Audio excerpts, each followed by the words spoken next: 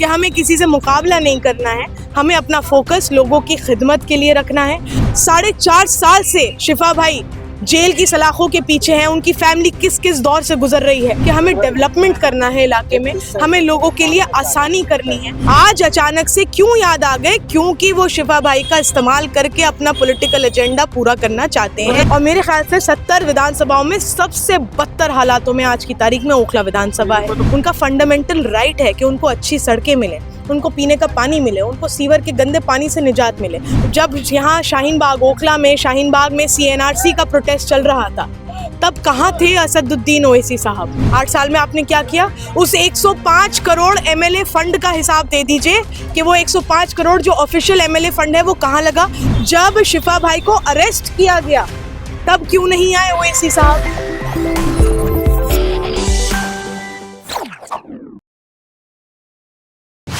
फिर से मुझ पे भरोसा जताया और 2 साल पहले उन्होंने मुझे काउंसलर के इलेक्शन में एक टिकट दिया था और बहुत उम्मीदों से दिया था और हमने उनको मायूस ना करते हुए यहाँ से सीट निकाल के उनकी झोली में डाली। और आज भी मैं, हमारे जो कांग्रेस की लीडरशिप है, हमारे हाई कमांड है, आदरणीय खड़गे जी, राहुल जी, सोनिया जी, प्रियंका जी, और हमारे जो अध्यक्ष हैं स्टेट के देवेंद्र यादव जी, हमारे प्रभारी काजी निजामुद्दीन साहब, सेक्रेटरी दानिश साहब और तमाम लीडरान कांग्रेस के, मैं उनका दिल की गहराइयों से शुक्रिया अदा करना चाहती हूँ कि एक बार फिर से उन्होंने मुझ पे यकीन जताया है, मुझे इस काबिल समझा है और मैं इंशाल्लाह उन्हें मायूस नहीं होने दूंगी। मुकाबला कितना आसान होगा क्योंकि सामने विधायक हैं, सिटिंग विधायक आम आदमी पार्टी से। जी देखिए, जब मैं काउंसलर बनी थी तब भी सिटिंग ही काउंसलर थे आम आदमी पार्टी के। तो देखिए, और दूसरी बात, मैं एक इलेक्शन को मुकाबले की तरह नहीं देखती हूँ।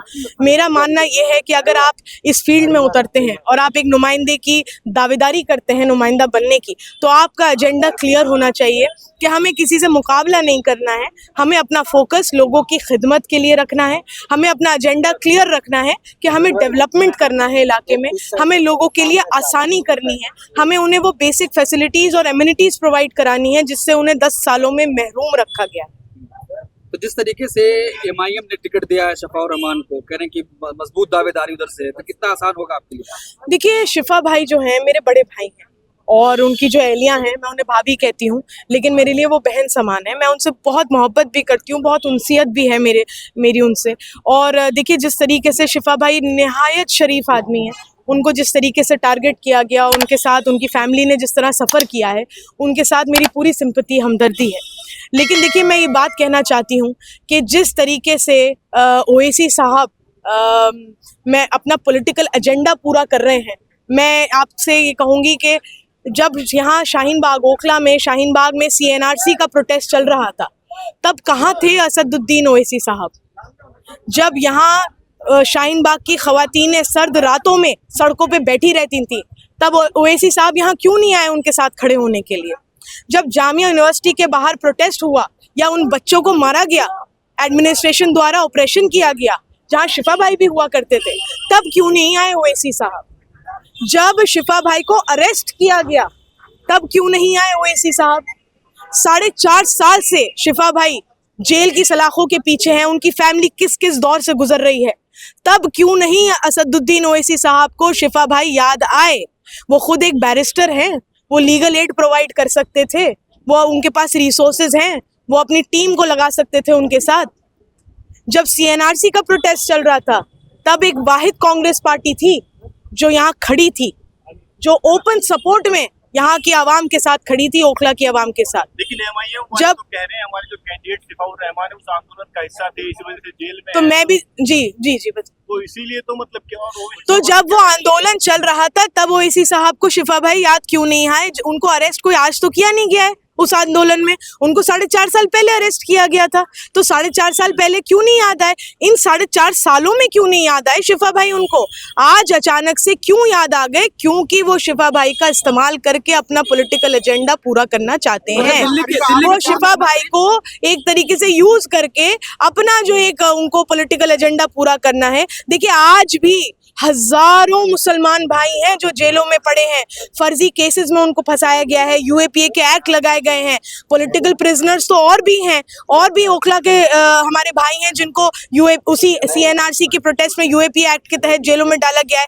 क्या एक आदमी को भी असदुद्दीन ओवैसी साहब ने लीगल एड प्रोवाइड करी? आप उनको टिकट देने की बजाय आपको लीगल एड प्रोवाइड करनी चाहिए थी। आज भी जो कांग्रेस के सीनियर लीडरान हैं, चाहे वो सलमान खुर्शीद साहब हो, कपिल सिब्बल साहब हो, वो फ्री ऑफ कॉस्ट, चाहे वो शिफा भाई हो या और लोग हो, उनको free of cost legal aid provide कर रहे हैं। क्या ये फर्ज ओवैसी साहब का नहीं बनता था, जो अपने आप को रहनुमा कहते हैं मुसलमानों का? क्या उनका फर्ज नहीं था 4.5 सालों में आके उनके घर में झांके कि वो किस परेशानी से गुजर रहे हैं? लेकिन आज क्योंकि आपका अपना मतलब है, इसीलिए आप आज आके ओखला में। अच्छा, आरिफा खान, दिल्ली के पूर्व मुख्यमंत्री अरविंद केजरीवाल कह रहे हैं कांग्रेस पार्टी अपना वजूद बचाने की लड़ाई लड़ रही है दिल्ली में, तो आपको लगता है कि जो कह रहे हैं कि आप भाजपा के साथ मिलकर पैसे दिए जा रहे हैं प्रत्याशियों को लड़ने के लिए? देखिए, आम आदमी पार्टी तो खुद अपने वजूद को बचाने में लगी हुई है। अपने सिटिंग 30 एमएलए के टिकट काट दिए उन्होंने इस बार। केजरीवाल जी खुद ये बात कह रहे हैं कि 70 की 70 सीटों पे मैं अपने फेस पे चुनाव लड़ूंगा। इसका मतलब आप खुद मान रहे हैं कि आपके विधायक निकम्मे हैं, उन्होंने कोई काम नहीं करा है।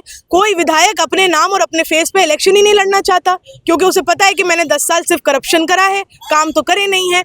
तो इसीलिए ये बातें तो देखिए वो खुद जग जाहिर कर रहे हैं कि किस हालातों में वो पार्टी आज की तारीख में है। और देखिए, जो 10 साल उनकी सरकार रही, मैं एक बात कहूँगी कि आप जब तक किसी को मौका नहीं देंगे तब तक आप उसको परख नहीं सकते। दिल्ली की जनता ने, ओखला की आवाम ने एक मौका दिया परखने के लिए, और कहीं ना कहीं फिर ये होता है कि चलो एक टर्म में नहीं, दूसरे टर्म में काम होगा। 10 साल एक बहुत बड़ा वक्फा होता है इलाके में एक बदलाव लाने के लिए। और मेरे ख्याल से 70 विधानसभाओं में सबसे बदतर हालातों में आज की तारीख में ओखला विधानसभा है, तो काम करने जो नहीं देते हैं ना, तो जेल में डाल देते हैं। देखिए मेरे वालिद साहब यहाँ पर 2 बार काउंसलर रहे इंडिपेंडेंट, एक बार एमएलए रहे आरजेडी से, एक तरीके से इंडिपेंडेंट ही समझिए, और एक बार कांग्रेस से रहे। चारों जो उनके टर्म्स रहे वो ऑपोजिशन में बैठे, वो कभी सत्ता में नहीं बैठे। उसके बावजूद आज की तारीख में कोई आदमी उनसे ये शिकायत नहीं कर सकता कि उन्होंने काम नहीं कराया। इस इलाके की एक एक सड़क, एक एक गली उनकी बनाई हुई है। यहाँ बरसाती नाले उनके बनाए हुए हैं। यहाँ कभी बिजली के मीटर की समस्या नहीं रहती थी उनके टाइम पे। यहाँ कभी एडमिनिस्ट्रेशन हावी नहीं होता था, और ये सब तब था जब वो ऑपोजिशन में बैठे थे। ये तो सत्ता में बैठ के काम नहीं कर पा रहे हैं, ये तो सत्ता में बैठ के इनके ऊपर। और जो आप कह रहे हैं कि जेल की बात, चलिए मान लिया जेल तो आप अभी 1-1.5 साल से गए हैं, पिछले 8 साल का हिसाब दे दीजिए। 8 साल में आपने क्या किया? उस 105 करोड़ एमएलए फंड का हिसाब दे दीजिए कि वो 105 करोड़ जो ऑफिशियल एमएलए फंड है वो कहाँ लगा। उस 450 करोड़ का हिसाब दे दीजिए जो 450 करोड़ शीला दीक्षित जी ओखला विधानसभा को देकर गई थी। ओखला विधानसभा के लिए एलएनटी का सीवर का प्रोजेक्ट यहाँ सैंक्शन करके गई थी। वो 450 करोड़, वो 105 करोड़, वो कहाँ गए 8 सालों में? चलिए मैं आपको एक बेनिफिट ऑफ डाउट दे देती हूँ। वैसे तो आप जेल भी अपने करप्शन के चार्जेस पे गए हैं, कोई आवाम की लड़ाई में नहीं गए हैं कि आप किसी मजलूम को पिटने से बचा रहे थे और आपको जेल में डाल दिया, या आप पुलिस को उगाई से रोक रहे थे और आपको जेल में डाल दिया। आप अपने घोटाले और अपने करप्शन के चार्जेस में जेल गए हैं।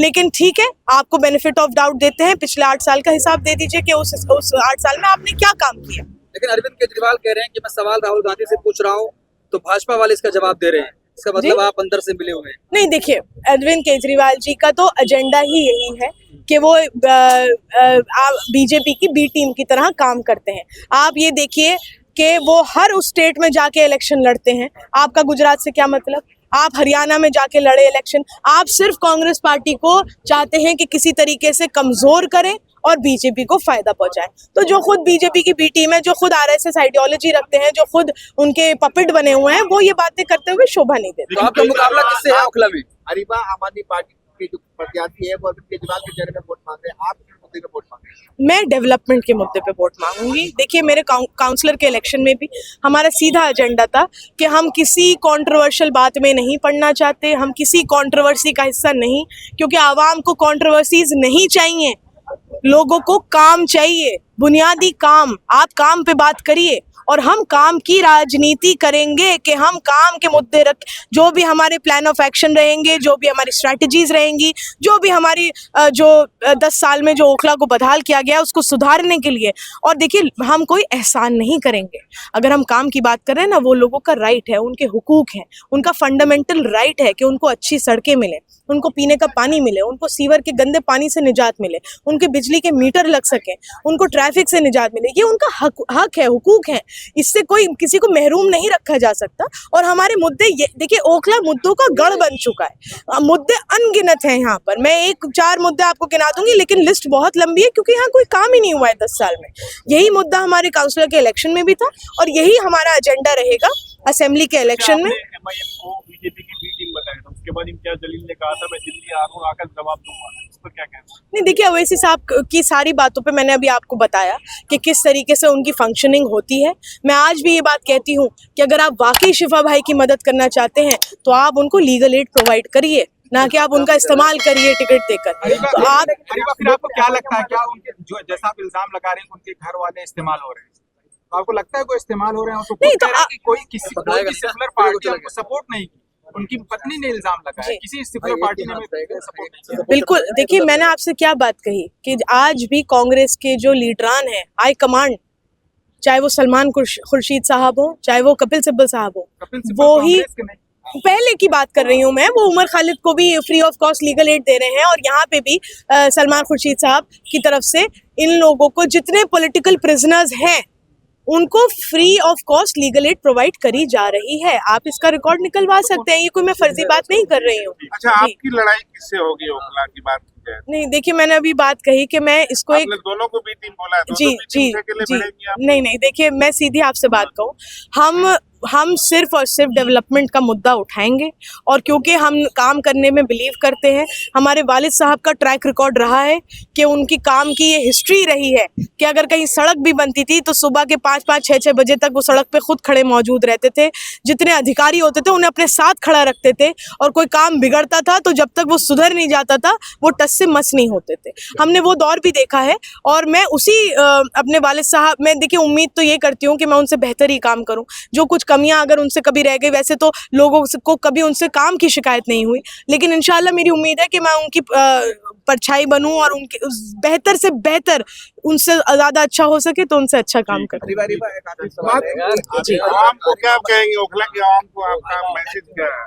देखिए, ओखला की आवाम को मेरा ऐसा मैसेज तो नहीं, लेकिन एक अपील ये रहेगी कि आपको आपके राइट से बहुत महरूम रखा गया पिछले 10 साल। आपने एक भरोसा जताया, चाहे वो केजरीवाल हो या आम आदमी पार्टी हो, जो यहाँ के एमएलए हो, आप लोगों ने बहुत उम्मीदों से उन पे भरोसा जताया, लेकिन आप लोगों को मायूसी का सामना करना पड़ा कहीं ना कहीं। और मैं, क्योंकि यहीं की देखिए रेजिडेंट हूँ, मैं पॉलिटिक्स में तो अभी आई हूँ 2 साल से, लेकिन मैं खुद सफ़र कर रही थी पॉलिटिक्स में आने से पहले की मैं बात कर रही हूँ। मैं खुद देख रही थी, मैंने खुद उन चीज़ों से मैं गुजरी हूँ। तो देखिए, मैं लोगों से यही कहूँगी कि जो परेशानियां हैं, जो तकलीफ़ें हैं, जो आपकी रोज़मर्रा की जो चीज़ें आपको जिससे महरूम रखा गया है, मैं मजबूती के साथ आपकी आवाज़ बनूंगी और असेंबली में भी आपके लिए मुद्दे उठाऊंगी। उसके अलावा जो हमारे एक एमएलए अलॉटेड फंड होता है, एमएलए फंड तो एक आपका अलॉटेड हो गया, मैं कोशिश करूंगी कि उसके अलावा भी ज़्यादा से ज़्यादा बजट इस इलाके के लिए निकाल के लाया जाए और यहाँ पे वो काम किया जाए जो शीला दीक्षित जी की सरकार में दिल्ली हुआ करती थी या ओखला हुआ करता था, और उससे बेहतर ही मैं इंशाल्लाह काम करूँ। आप यूथ भी हैं और महिला भी हैं, और बाकी जो मुकाबला है आपका होना है वो तमाम अमानतुल्लाह खान हो या फिर उसके बाद सिबौर रहमान, तमाम क्या कहेंगे महिलाओं से खासकर? देखिए, आज का वैसे भी ये नीड ऑफ द आवर है कि जो यंग लोग हैं, जो एजुकेटेड लोग हैं, और स्पेशली जो ख़वातीनें हैं, महिला हैं, उनकी लीडरशिप की बहुत ज़रूरत है और उनकी हिस्सेदारी की ज़रूरत है पूरी तरीके से। क्योंकि देखिए, एक फैक्टर होता है, जब आप एजुकेटेड होते हैं, आप चीज़ों को, सिस्टम को बहुत अच्छे से समझ सकते हैं, आप टेक्निकलिटी समझ सकते हैं, आप लूप होल्स निकाल सकते हैं सिस्टम को समझ के, और आप काम करा सकते हैं। वहीं आप यंग होते हैं तो आपके एक अलग जोश और जज्बा होता है काम करने का। उसी के तहत देखिए, मैंने काउंसलर की सीट भी निकाली थी, मुझ पे लोगों ने भरोसा जताया था, लेकिन क्योंकि एमसीटी में बहुत सारी लिमिटेशंस हैं काम करने की, हमारा वार्ड पूरा अनऑथराइज्ड वार्ड है और यहाँ बहुत सारी लिमिटेशंस आ जाती हैं अनऑथराइज में, एमसीटी ज़्यादा काम नहीं करती। लेकिन मुझे उम्मीद है कि अगर असेंबली में हम अपने नुमाइंदगी करेंगे तो हम बहुत मजबूती से ओखला विधानसभा के मुद्दों को रिजॉल्व करें। अरे बात देखिए, ऐसा है कि आपने कहा कि लिस्ट बहुत लंबी है ओखला में गिनाने के लिए, जी। और आखिर में टिकट मिला आपको, मात्र 20 दिन रह गए, स्ट्रेटेजी क्या होगी आपको चुनाव में? देखिए स्ट्रैटेजी बहुत प्लेन एंड सिंपल है। हम डेवलपमेंट की बात करेंगे, हम ज़्यादा कंट्रोवर्शियल बातों में नहीं आना चाहते, ना कंट्रोवर्सी में घुसना चाहते हैं। हमारा सीधा प्लेन एजेंडा है कि जिन चीज़ों से ओखला विधानसभा को महरूम रखा गया, जिन डेवलपमेंट से उनको महरूम रखा गया, हम उन चीज़ों पे काम करेंगे। आवाम के बीच हम जाएंगे इसी मुद्दे को लेकर कि आपको बेसिक फैसिलिटीज़, बेसिक एमिनिटीज़ जो आज से 10 साल पहले ओखला में मौजूद थी लेकिन उनको तहस नहस कर दिया गया पिछले 10 सालों में, हम उससे बेहतर ओखला को निखारेंगे।